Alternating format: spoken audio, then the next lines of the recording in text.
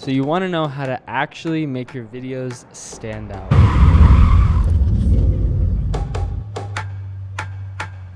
Well, in this video, I'm not only going to break down why your videos aren't special, but more importantly, how to carve your own path as a videographer or a content creator in general. My name is Maxwell Kane. I'm 21 years old and I am a cinematographer, but also someone who just really wants to see our generation of videographers and creators just blow past all the previous generations and create a massive impact. But this all really boils down to one thing: what makes you special? First, let's go over what that really means, and then we can dive into what you can actually do right now to make your work stand out. You can learn how to use your camera better, or you can learn how to create scenes, but how do you learn to just become different from everybody else? Well, let's go back to that question. What makes you special? Do you have an answer yet? If you do, you might not even need this video, but stay until the end because there might be a couple things that you didn't know. And for those of you who don't have an answer, let's figure it out together. Inspiration. Where are you getting your inspiration from? I ask this because if your inspiration is something that you can just easily create, then usually it just becomes something to copy. A great example of this is go on Instagram, you see these cinematic reels that people are posting, and they're all almost identical. And I know they're technically different, but it almost feels as if you just watched a ton of videos made by one singular person. And obviously it makes me really happy to see all of these videos because that means that there's more creators. But again, if you take inspiration from something that you can do, then the odds of you just recreating it are very, very high. I started focusing on feature films or very high production videos because then if I do pull some form of inspiration from them, I can't just recreate it. I will need to put my own spin on it, probably figure out a cheaper way to do it, but most importantly, I will have to do it myself. So just start to think where you're getting your inspiration from, and if it is really idea generating or if it's just idea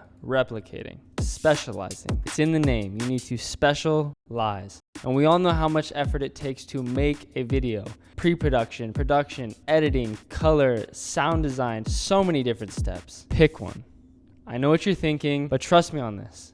Pick one. I chose colors. And notice how I said chose. When you are becoming an artist, or whether you are an artist, you're gonna have to have certain priorities in each piece of work that you do. And by picking one, you can create a trend in multiple of your projects. And what does this do? It makes that group of work special. There are literally so many different examples, whether that's pieces of clothing or albums that people drop. They focus on one specific thing and it makes that whole body of work special. It makes it different from their other pieces of work. Like I said, I chose colors, specifically film emulation. I've spent the last 2 or 3 years hyper focused on how I can make the colors in my videos look different from everybody else's. And I would say that I'm at a point where a lot of people who do know me for the colors. And I could definitely narrow my focus down even more and head down the colorist avenue, but I enjoy the entire process. And going back to earlier when I said I chose colors, that is because I am deciding now to put my attention on something else. And that is just how it works. You choose, you learn, and you optimize. I decided to choose colors. This was the thing I was going to put the majority of my focus on. I learned. I spent lots of time learning how to use colors, how to edit colors, how to manipulate colors. And then finally, I optimized. I figured out the most efficient way to go from 0 to 85. And obviously you can't just optimize all the way to 100 because there are going to be tweaks and little different things for each project. But getting it to 85 is the lowest point that still conveys my own personal style. So wrapping all this up, try and choose one piece of the puzzle and learn how to make it so good that it by itself specializes your work.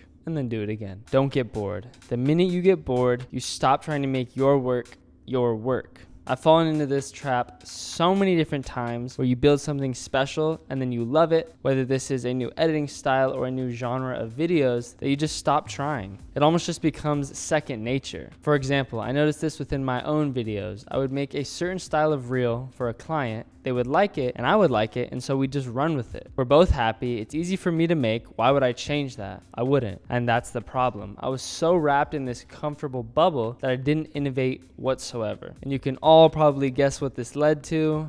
Boredom. And now you're at a point where not only both parties are not happy anymore, but they are both stuck. They don't know what to do because they aren't the videographers. And we don't know what to do because we've been on autopilot for the last 6 months. So the way to fix all of this is to constantly experiment. And forewarning, you will mess up and the client will not be happy. But guess what? You can just fall back onto what works and then try again. This actually happened to me with a commercial client. We shot the same type of content, got bored, so we experimented. They weren't happy with the result. And then guess what? We got fired and banned from the establishment. I'm just kidding. We actually had a very good talk and both came out of this situation with a better understanding of what we wanted and what conveyed the brand the best. None of this would have happened if we had just stayed with what we had been doing. But not only can you gain more valuable relationships with clients, you become more valuable to them as well. Think about if you were teaching someone how to do something and then they just messed up. You wouldn't just go find someone else and then try and reteach them. You would figure it out with your original student, and then guess what? It would probably never happen again. So if you learn what your client wants and how to make that a reality, you become irreplaceable, or you become special. So don't get bored and don't get lazy. Keep innovating and your competition can never catch up. Finally, number 4, build a team. This may not be something you can do right this second, but you can start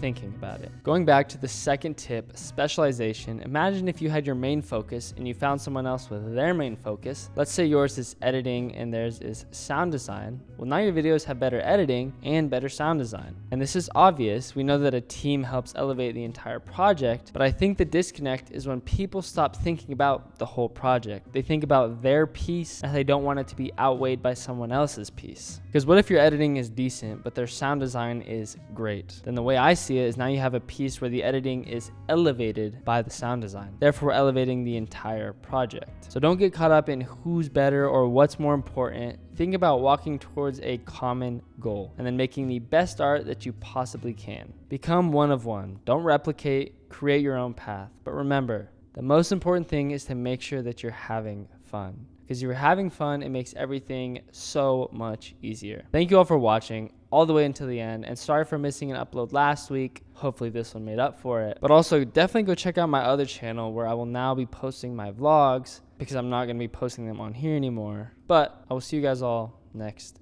Tuesday.